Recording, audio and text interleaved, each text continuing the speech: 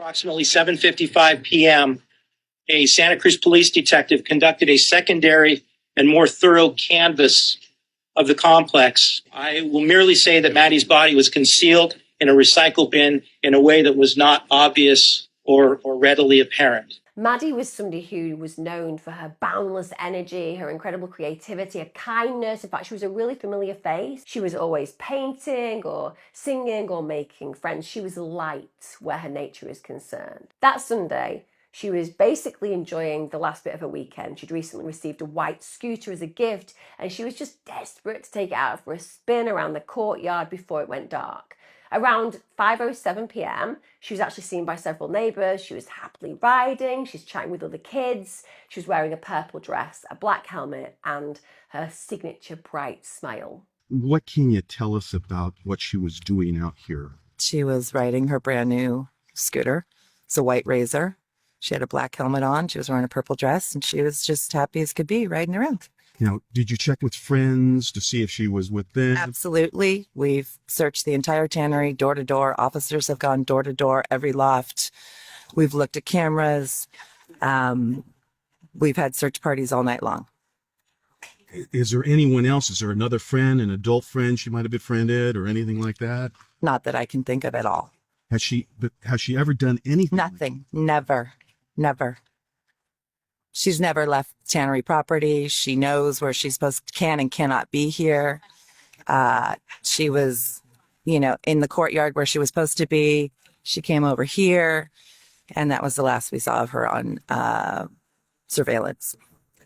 So where do you go? I mean, I just got to ask, how difficult is it knowing that you can't really do any? I mean, you're doing what you can, but I already fell apart. Now I'm just in survival mode. I can't explain how difficult this is. Nobody should have to go through this. Now, a little over an hour later, her mother Laura realises that Maddie's missing. Now, at first, Laura just thinks she might have wandered off with friends, but then she checks door to door throughout the 100 apartment complex. She gets no answers, and then her panic begins to grow. By 6:08 p.m, Laura makes the frantic 911 call. Her daughter had disappeared in a matter of minutes, and no one had seen where she'd went. Police understandably responded immediately, and the search quickly expanded. So officers, sheriffs, deputies, and later the FBI joined the effort, combing the tannery and the surrounding area. Neighbours and volunteers scoured garages, storage rooms, and even trash bins, calling out for Maddie, hoping that they would have her safe return. Hundreds joined the search, and more than 1,000 tips came in from the public. Now, despite the massive responses, there were no signs of a struggle, and the case was initially treated as a missing child situation, not an abduction. This decision meant that an Amber Alert was not issued, and that's a move that really frustrated a lot of people in the community, because this was a missing young child, and an Amber Alert certainly seemed like it was necessary. The hours just seemed to drag on, and of course, with that dragging on, the sense of dread grew minute by minute. Nearly 24 hours after she vanished, the truth emerged. On the evening of July the 27th, police discovered Maddie's body inside a bag placed in a recycling bin in the complex's garage.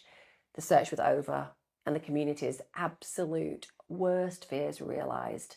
The missing child case now turned into a homicide. At approximately 7:55 p.m., a Santa Cruz police detective conducted a secondary and more thorough canvass of the complex, which included the search of a recycle bin located in an enclosure on the first floor parking structure at the Tannery Arts Center complex. Maddie's body was located within that recycle bin. I will merely say that Maddie's body was concealed in a recycle bin in a way that was not obvious or readily apparent. There was a 15-year-old male juvenile who resides in an apartment on the property upstairs from the location where Maddie's body was found, and he was nearby when Maddie was located. He was subsequently taken into custody, where he was brought back to the Santa Cruz Police Department and interviewed. Investigators from the Santa Cruz Police Department interviewed this individual into the early morning hours this morning, and he was subsequently arrested for the murder of Madison Milton. Additionally, investigators have located evidence that links the suspect to this horrific crime. It appears that she was lured to the suspect's apartment willingly. Additionally, we've determined that Maddie was murdered inside of the suspect's apartment. We determined that the suspect acted alone and not in concert with anyone else. I would like to thank the members of my staff who worked relentlessly throughout this investigation, many of whom worked 36 hours straight, driven by our desire and hope that we would find Maddie safe. I'm sure all of you can relate to this. As a parent myself, and many of you, I'm sure, are parents. This has just been absolutely devastating for me personally and for my staff. My staff was so hopeful that we were going to find her alive. And when the news came last night that she was not alive, it was hard. It was horrible. Now, the next shock was the arrest of 15-year-old Adrian Gonzalez, a neighbor who'd actually lived at the tannery for years. Gonzalez was known as this really polite and friendly young man. He played with the younger kids, he joined community events, he seemed absolutely to fit in. But in truth, beneath the surface, he harbored some really dark secrets. Investigators learned that Gonzalez had actually lured Maddie to his apartment by offering her ice cream. Then he'd assaulted her, killed her, and then hidden her body in the bin. When he was brought in after his arrest, he quickly confessed to that crime. Santa Cruz was absolutely devastated. The idea that somebody trusted by the entire community could commit such a horrific and brutal act was almost impossible to accept, particularly in light of his age. He was 15. And of course, all the parents who were around that area are struggling to explain the loss of Maddie to their children. Because the tannery, it was a symbol of creative freedom, it was a symbol of safety, and now it was marked by tragedy and child murder. The case quickly gained attention across California, especially as it went through the courts. And at first, Gonzalez was going to be tried as an adult, so he could have faced a life sentence. But because of changes in state law, it meant he'd be prosecuted as a juvenile instead. Now, there were lots of protests from Maddie's family in the community because, as far as they were concerned, they didn't want him tried in juvenile court. They wanted him to face an adult sentence. But because of that move, it meant that no matter how serious his crimes were, he could only be held until his 25th birthday. The law allows, under certain circumstances, with certain types of offenses, a determination as to whether or not you want to charge someone as an adult or whether or not they're charged as a juvenile. Based on the information that we know at this point, there do appear to be charges that can be filed as an adult, and we are absolutely considering that. And these are the type of charges and the type of offenses that are and can be charged as. In April 2021, Gonzalez pleaded guilty to murder, and also it's horrifying to imagine what Maddie went through in those final moments. He was also ordered to register as a offender for life and to pay restitution to Maddie's family. But the outcome has genuinely left a lot of people feeling that justice has not been served.